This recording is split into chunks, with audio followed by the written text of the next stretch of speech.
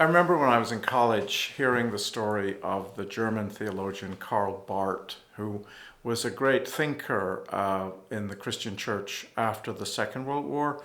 But he talks about hearing there were some nuns who had a convent across the street from his office, and hearing a couple of times a day the call to prayer. The bell was rung for people to go to worship. And there was something very reassuring for him that even in the darkest days of the Second World War, the darkest of days, that the worship of God was continuing and that God was giving us strength to get through that really difficult time. So I think about that image as we journey into the unknown as a community with this major health crisis around the world, and that we cannot meet physically anymore as a community for at least the next couple of weeks. So how do we be church with one another? How do we journey towards Easter and new life, whatever that new life is going to look like?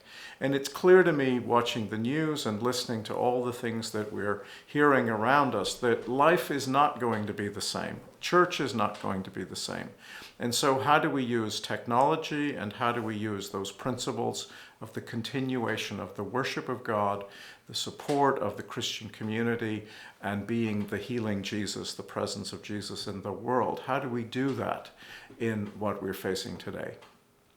I'm very proud to say that we were in the office this week. The church was open for meditation.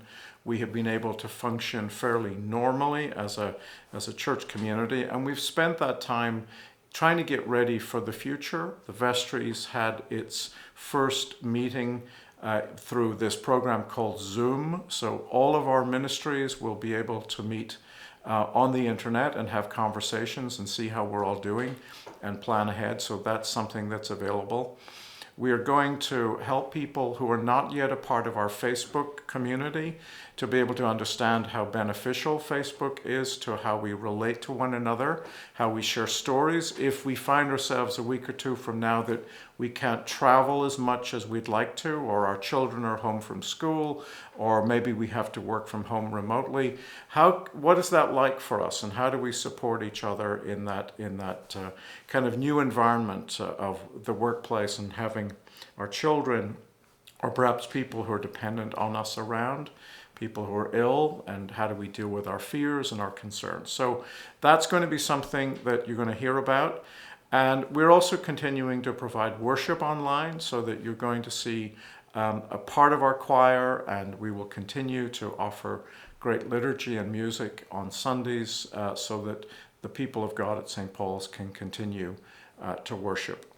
In the next week, you're going to get a phone call from the clergy and from the vestry, just checking in to see how you're doing. And we're going to find ways, as we journey through Lent, we're going to find ways to be different. And I think that we are going to be able to deepen our connection to one another at this time, to be of service to our neighbors and to our world, and to pray for each other, that we will have the strength and the courage to travel with each other and with God through this dark and difficult time. So we listen to the bells of the church, of the Angelus, of the call to prayer, that God is in our midst, that we are not doing this journey alone, and that we share in one another's, in our joys and in our sorrows, in our fear and in our courage. May God bless you.